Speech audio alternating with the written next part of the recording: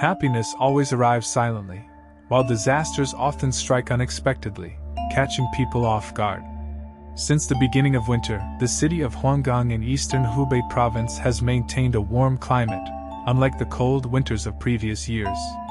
However, what people did not anticipate was the brewing force of a cold wave forming over Siberia, preparing to fiercely descend upon the south, resulting in a rare ice and snow calamity that happens once every 50 years.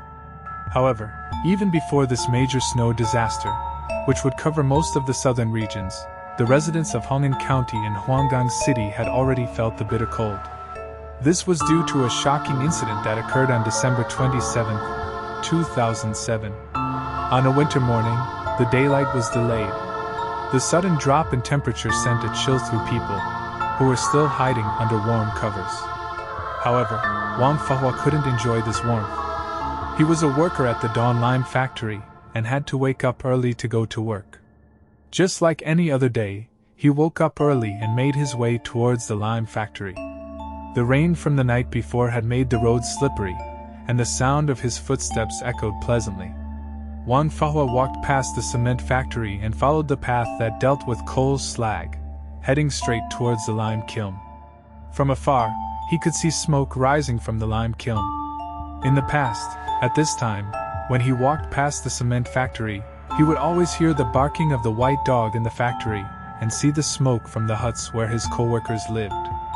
Every time he saw these, he couldn't help but quicken his pace, hoping to arrive early and maybe catch a bowl of steaming noodles made by his sister-in-law, Qin Xiaoran. However, today was unusually quiet, with no smoke and no dog barking. He reached the entrance, but still there was no activity. An uneasiness began to creep in. Could it be that his sister-in-law had gone out for something today? He was always grateful to his sister-in-law Qin Xiaoran, as she would often leave him leftovers. Usually, at this time, his co-workers would be having breakfast on the site, but now there was only silence. He began to worry if he had missed breakfast. If there was no food, his work for the day would become extremely difficult. He regretted not waking up earlier to have breakfast, and not always relying on his sister-in-law's generosity. The surrounding silence made him uneasy, even the branches seemed motionless. He approached and saw the guard dog, who stood dumbly by its doghouse, without barking or showing any enthusiasm, just hanging its head dejectedly. Despite the increasingly bizarre situation, he still climbed the steps as usual, and shouted inside, "Sis!" However, before he could finish his sentence, he suddenly burst into tears, his legs weakened, his head tingled, and his eyes stared blankly. He uncontrollably sat on the ground.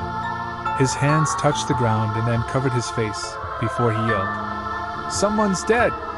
Someone's dead!" However, this was a very remote area, and besides a few dogs who heard his cries, no one else heard his wails.